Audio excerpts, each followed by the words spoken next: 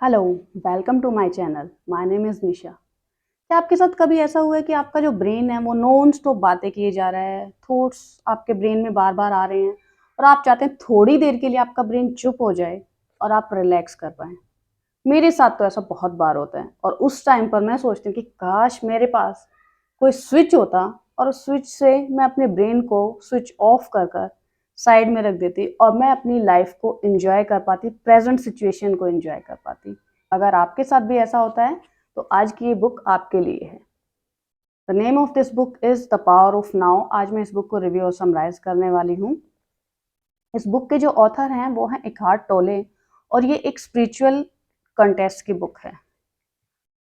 इस बुक के ऑथर इकहार्ट टोले वो किसी पर्टिकुलर रिलीजन या ट्रेडिशन के बारे में बात नहीं करते हैं। वो ओपनली इन सब कल्चर से, सब ट्रेडिशन से हमारी जो एंसेंट विजडम है उसको लेकर के हमारे सामने बहुत सिंपल फॉर्म में स्पिरिचुअल कंटेस्ट को रख देते हैं। इस बुक में भी ऑथर ने करीब 190 पेजेस में 10 चैप्टर्स की फॉर्म में हमें सारा कंटेंट लिख के दिया है। और ये जो कंटेंट है इसकी खास बात ये है कि इसे क्वेश्चन आंसर्स की फॉर्म में लिखा है। तो जो भी क्वेश्चंस हमारे माइंड में बुक को रीड करते हुए उस कंटेंट के बारे में आते हैं, उस टॉपिक के बारे में हमारे माइंड में जो क्वेश्चंस अराइज होते हैं उन सब को ऑथर ने आंसर दिया हुआ है।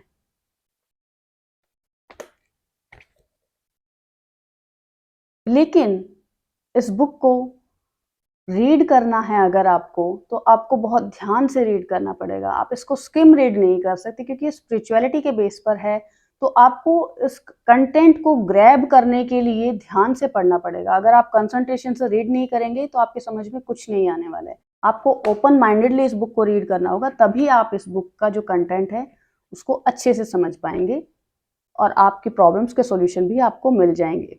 मैं इस बुक से आपके साथ 4 पॉइंट शेयर करने वाली हूँ। तो जो फर्स्ट पॉइंट है दैट इज लुक इनसाइड। आपको एक स्टोरी सुनाती हूँ। एक मंदिर के बाहर पिछले 20-25 सालों से एक भिखारी बैठता है और वो एक व्यक्ति आता है तो उससे कहता है कि आप मुझे कुछ दे दीजिए, वही रेगुलर मैनर में। तो वो जो व्यक्ति आता है उसके पास, वो कहता है कि तुम्हारे पास क्या है? कहता मेरे पास तो कुछ नहीं है, आप ही मुझे कुछ दे दीजिए। तो वो व्यक्ति फिर कहता है उस भिखारी को कि जो बॉक्स तुम्हारे पास है उसके अंदर क्या है? बोला उसके अंदर तो कुछ भी नहीं है, मैं पिछले 20-25 सालों से इसी बॉक्स पर बैठकर भीख मांग रहा हूँ, मुझे तो आज तक इसमें कुछ नहीं मिला। तो वो व्यक्ति उनको कहता है एक बार इसको खोल के देखो। जब वो उसको खोल के देखता है तो उसमें उसे बहुत सारा खजाना मिलता है। तो ये जो खजाना है वो उसे खुद के पास ही मिल गया और वो दूसरों से मांगता घूम रहा है।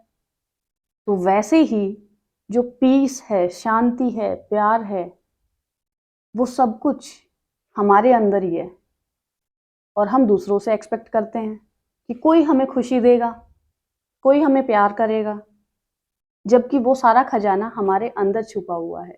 हमें किसी से मांगने की ज़रूरत नहीं है, हमें उसे अपने अंदर देखकर, झाँक कर ढूँढने की ज़रूरत है।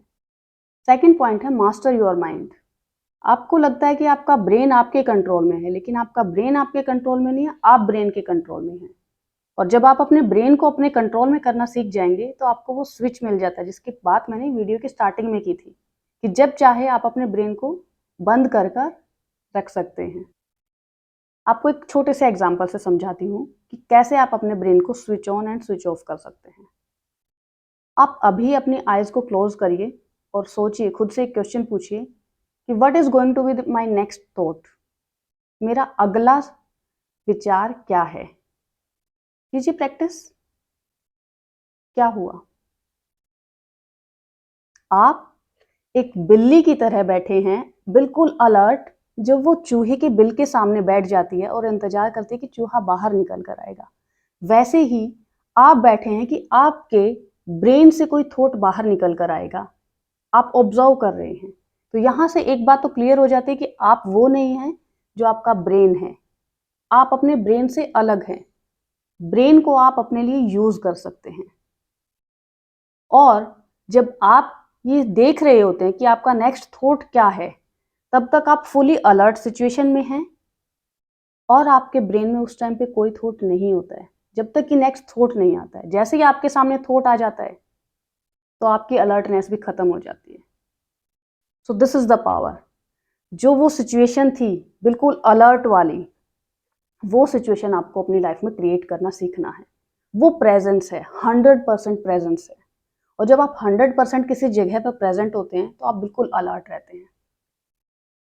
जैन मास्टर्स अपने स्टूडेंट्स को कैसे सिखाते हैं ये सब? वो अपने स्टूडेंट्स को जब वो वॉक कर रहे होते हैं अचानक पीछे से जाके अटैक करते हैं। अब जो स्टूडेंट है वो अगर 100% अलर्ट है तो उसे पता चल जाएगा कि मेरा मास्टर पीछे से आ रहा है और वो अपने रास्ते से साइड में हट जाएगा। और अगर उसका फोकस थोड़ा सा भी इधर उधर होगा तो उसे पता नहीं चलेगा कि उसके पीछे कोई आ रहा है और master will hit that person. तो इस तरह से हमें हर समय प्रेजेंट में रहने की प्रैक्टिस करनी है। अब ऐसा तो पॉसिबल नहीं है कि आप 24/7 प्रेजेंट में रहें, but as much as you can आपको ट्राई करना है। और थर्ड पॉइंट जो है वो है इम्परमानेंस एंड साइक्लिक नेचर।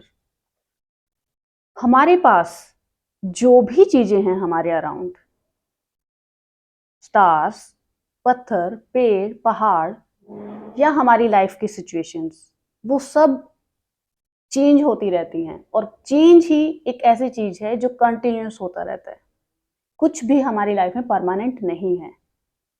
और जब हम खुद को अपने अराउंड की चीजों से अलग करके डिटैच करके देखने लग जाते हैं, हमें मालूम हो जाता है कि हम ये ब्रेन नहीं है, हम ये बॉडी नहीं है, तो हम हमारे आसपास की सिचुएशन कैसे हो सकते हैं? हम जब अपनी बॉडी से ही अलग हैं, ये बॉडी भी हमारी पहचान नहीं है, तो हमारी कोई भी सिचुएशन हमारी पहचान कैसे हो सकती है? कोई सक्सेस या फेलियर हमारी पहचान कैसे हो सकती है? जब हम ये समझने लग जाते हैं कि आप चाहे सक्सेसफुल हैं या आप अनसक्सेसफुल हैं, दिस विल ऑल्सो चेंज, तो आपको समझ में आने लगता है कि आप खुद को इन सब चीजों से डिटैच करके हर सिचुएशन में शांत रहना सीख जाते हैं।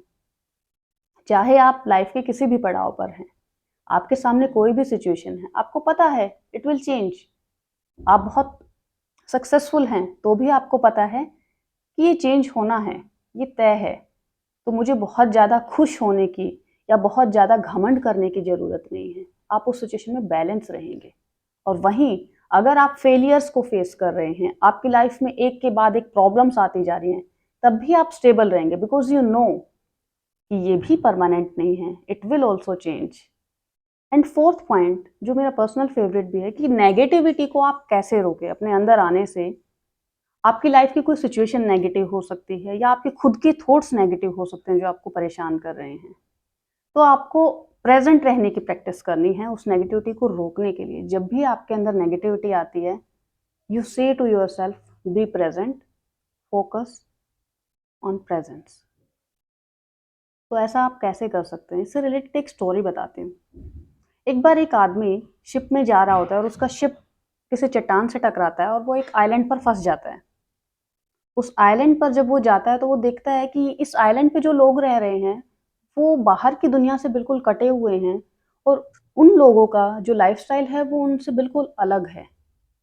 वहां पर एक और चीज वो नोटिस करता है कि पेड़ों में बहुत सारे कलरफुल और सुंदर सुंदर से पैरेट्स रहते हैं। ये पैरेट्स कंटिन्यूअसली बोलते रहते हैं, attention here and now, attention here and now. जब उस आदमी ने और रिसर्च किया तो उसे मालूम हुआ कि इन पैरेट्स को इन लोगों ने ही सिखाया है, ट्रेन किया है बोलने के लिए अटेंशन हेयर एंड नाउ, ताकि कंटिन्यूअसली लोगों को याद रह सके प्रेजेंट में रहना। तो इस तरह से जैसे वो पैरेट्स उस आइलैंड के लोगों को कंटिन्यूअसली याद दिलाते रहते हैं कि आप प्रेजेंट में रहिए, प्रेजेंट में रहिए, आपको भी अपने अंदर एक सिस्टम क्रिएट करना है कि जब भी आपके अंदर नेगेटिविटी आती है तो आप खुद को बोलिए कि फोकस ऑन प्रेजेंट। जब आप प्रेजेंट पर फोकस करेंगे तो आप पाएंगे कि वो टेंशन अपने आप ही आपसे दूर हो जाती है, आप उस सिचुएशन से डिटैच हो जाते हैं। तो अगर आपको लगता है कि ये पॉइंट्स कुछ हेल्पफुल हैं आपके लिए और आप स्पिरिचुअलिटी में इंटरेस्टेड हैं, तो ज़रूर आप इस बुक को रीड कीजिए। काफ़ी अच्छी बुक है।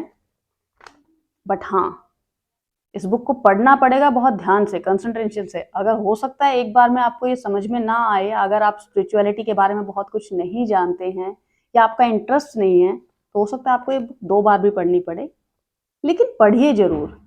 एक बार आपको समझ नहीं आ रही है, तो एक बार स्किम रीड करके दोबारा से इसको रीड कीजिए।